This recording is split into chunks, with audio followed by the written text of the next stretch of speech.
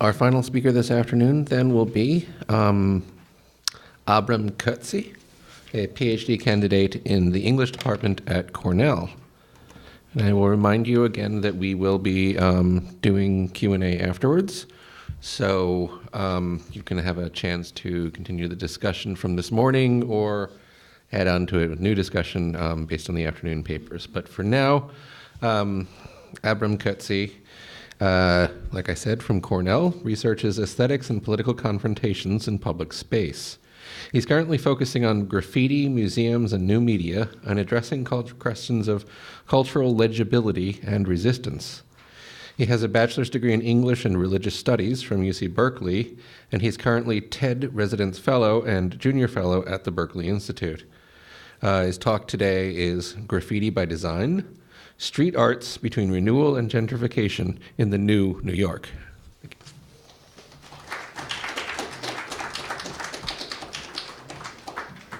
you. All right. So, in the past year, Abby Rosen of RFR Realty chose to preserve this massive graffiti work produced by the deceased writer Next. You can read the name pretty easily there. Now, during the commercial conversion of this Germania Bank building, he preserved it by consulting with some of Next's close associates to maintain the work's paint. Now, of course, such maintenance is not uncommon in either architectural, art historical, or artifacts of writing more generally. But this was one of the first times that a major real estate dealmaker had engaged in the complex process of networking, logistics, and property rights to preserve a piece of graffiti on a flagship real estate parcel as part of a conscientious design practice. It seems to certainly be one of the first times that real estate development calculated that the presence of quote-unquote real graffiti did not decrease, but in fact increased the value of a building. It also seems to be one of the first times that a graffiti writer and their entourage had the opportunity to keep a memorial to the genealogy of the graffiti tradition in an often disdained style. See, this was not an imagistic ornament envisaging a liberal utopia and emotive figures of diversity and ecology, or even one of the more often highly valued, brightly colored, wild style pieces palatable to an era who had already been educated about Picasso's abstraction or Warhol's pop arts. Simply the heavy rhythm of lettering classic to the American graffiti traditions, which had struggled since their inception to maintain stylistic mastery and purity in the face of harrowing pressures of not only public rejection, but, as I'll be arguing today, public acceptance. We have yet to see the longevity of the Rosen-Next partnership, and we need to evaluate its cultural integrity on that as it continues. Longer careers of artists and curators migrate between fugitive performance and mainstream practice, and these will offer us a fascinating, damning, and globally consequential network of arts on the street, urban design, social vitality, demographic displacement, preservation, and destruction. So I'll first turn to Shepard Fairey, who probably people know, has succeeded in raising a global brand from a stylistic idiom forged in the early years of street art's moment, defining itself as a subculture of graffiti's aesthetics. One of his returns to contemporary graffiti's Eden, New York City, occurred when this work went up with the Lisa Project. In the case of his work in New York, the precise scope of craftsmanship is at this point unknown. Often, such projects are not only designed by the star artist, but usually they work in conjunction with the landowner to employ painting companies who are then deployed more often for urban advertising campaigns. So you can begin to see the closeness between advertising and large-scale mural projects. The loss in authenticity and aesthetic force of the hiring of such companies is often paralleled precisely by the degree to which a figure's status as an artist gives way to a figure's status as one more advertised brand. Out of concern for the fluctuating field of value for these artists' reputation, I will not mention those who I can confirm design graffiti for others to paint. Just after midnight on April 22, 2010, Shepard Fairey's mural on the diked Wynwood Bowery wall was damaged. Fairey's response was telling. My plan is to maintain it the best I can, but eventually it's going to succumb to the forces of the street. Here, the process of maintenance was enabled by the multi-continent empire of Wynwood Realty, most well known at present for their community beautification projects, quote, my quotes around those words. I'm being sarcastic, in neighborhoods around Miami, which are up and coming opportunities or at-risk cultural enclaves, depending on one's perspective. A close partner and well-known escort for the migration of street arts into museums, Jeffrey Dite, partners with the Winwood family to curate this wall. Standing at the corner of Houston and Bowery, the wall carries a leading history of bringing street artworks to the tastes of the general public. Beginning with Keith Haring, the space has been a flagship for edgy artists, yet also consolidated into the transmutation of an art prizing non-normalization, taking graffiti, to an art prizing the ease of interpretation for a particularly endowed class of the public. This class is as much as much as the art is one curated by Dite for the designs of Winwood upon an area like the Lower East Side. An apparently successful curation if one measures the shifts in income for new tenants moving into the forest of construction now occurring in that neighborhood. A stone was thrown at the bullseye Ferry painted, puncturing his surface piece and revealing layers of other street art and graffiti works which had been selected to appear beforehand. To protect itself from the antagonisms and the agonisms of various graffiti writers who constantly wrote over its pieces, the Bowery Wall has now come to apply an anti-graffiti spray as a protective layer of coating over its paintings. At precisely this point, the Bowery Wall may in fact be understood as a return, which at least signals the features of an original kind of graffiti, the kind of origin feeling wealthy hipsters, such as I'm not wealthy, but I'm a hipster, seek and which preservational spaces struggle to capture. But this success, the return to that original moment of graffiti, is only a success against all the reasons that its urban design project suggests. By its curation of an authority, the extension of the Winwood Dite complex in the form of protective film, over the history of the counter-inscription of graffiti, it has solicited the appearance of real graffiti on its walls. So you can see the "nah" tag down there. The procedure of the Winwood Dite complex here reached explicitly the point it has always confessed more quietly. To display its authority over a history and a future of curated graffiti, it must exit the game of graffiti and return to a hierarchical guardedness of protective paint, which, against the logic of this curation, was in fact the game of graffiti, pigment inscribed to guard one's public iteration. Except this paint must insist on the impossibility of inscription. One implication is that this assemblage does not hold authority in the struggle for inscription that is the community of identities in New York City.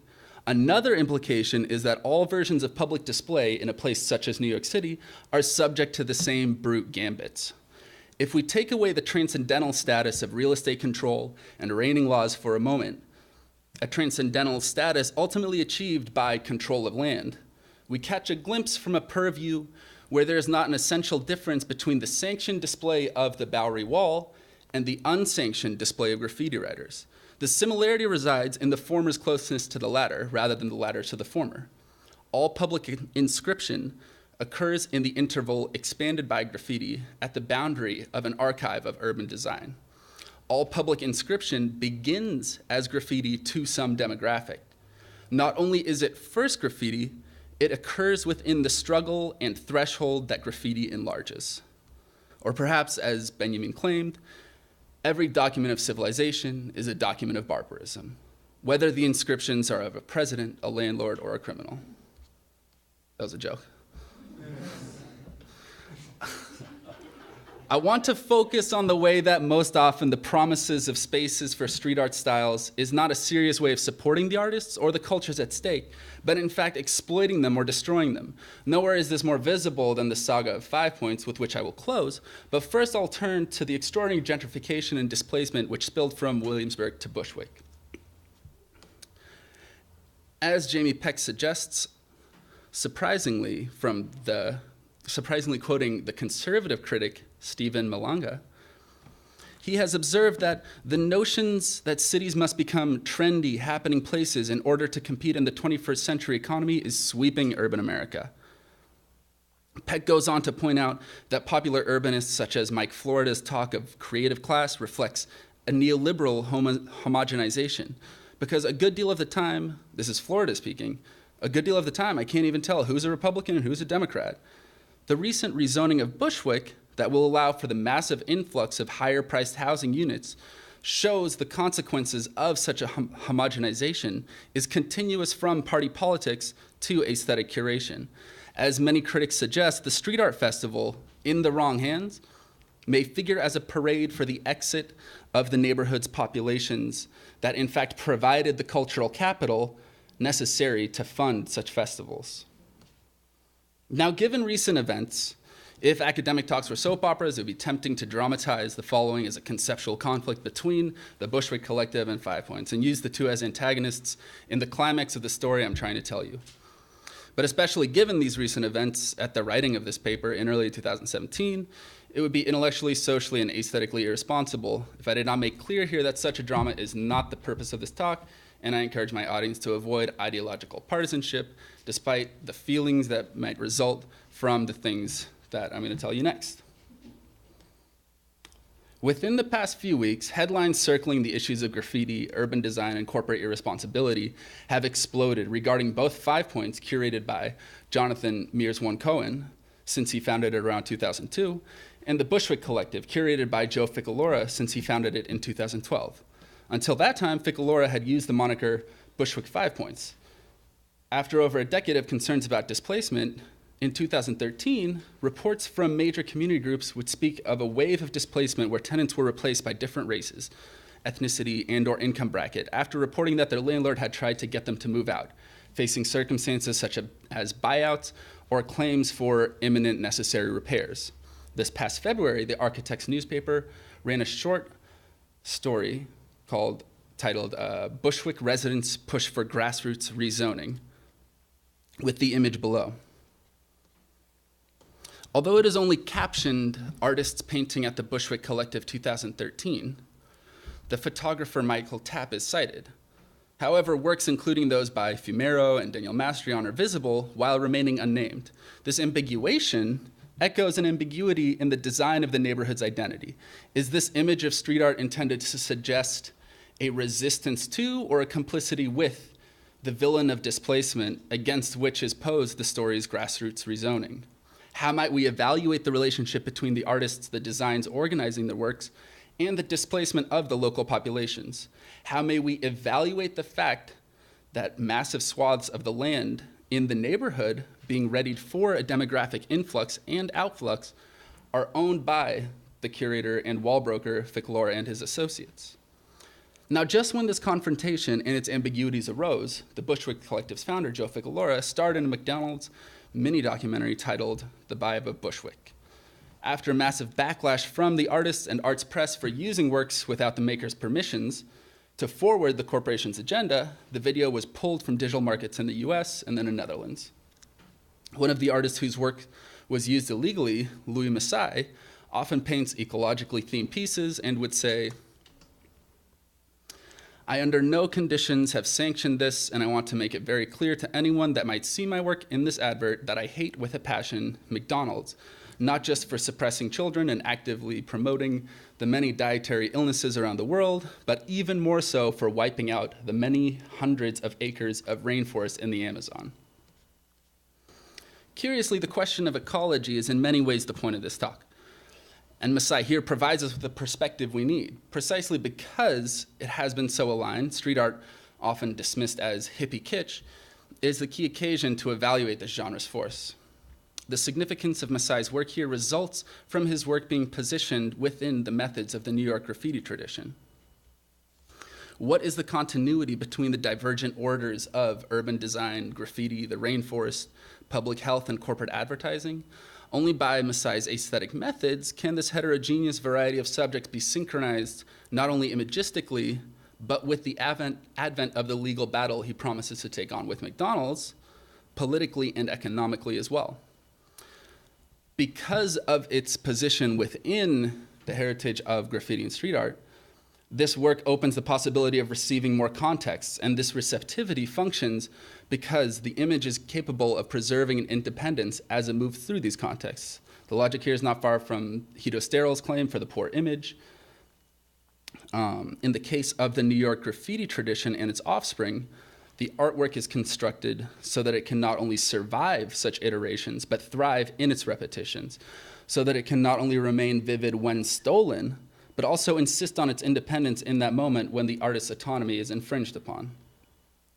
This method presupposed a commodity context that cannot be trusted, and by relying on repeated signature aesthetic details, Messiah's image of the at-risk species of the bog turtle and the bee was part of his recent Coast to Coast, The Art of Being tour, where he painted 20 murals in 12 cities in just 2 months.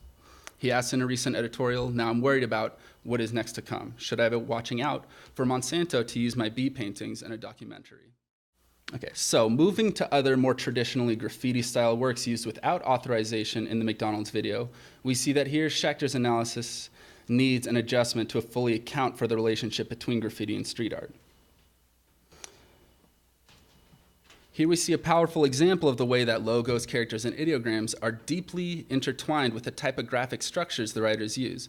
Note the extreme degree to which the writers push the insistence on visibility and the appearance of a semiotic event, and the equally radical way they manipulate the possibility and politics of legibility for the general public. Topaz's character in the center is a powerful moment in the tradition refined by graffiti writing, where the pictorial events are so vividly inscribed that the images take on those values of marking and difference that largely define linguistic and literary semiotics since at least Derrida. And in turn, the moments of marking and difference apparent in the text are brought to their materially sensuous end. The power of a combination of works such as this is that the signatures as text are brought into a radical closeness with the density and vivaciousness of pigmentation. It begins to make sense why these figures often call themselves style writers rather than only, quote, graffiti artists. And now moving on to the final section here. Graffiti is often mistakenly understood to be ephemeral in a simple way.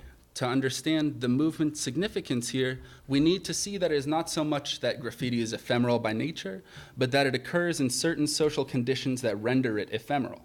Indeed, early on, before the movement had gained ground in a public mural system, let alone the possibility of entering museums, the godfather of graffiti, Tacky 183, so-called, made this very clear at an early stage in his career. He says, "I'm looking for longevity, for the endurance of my writing."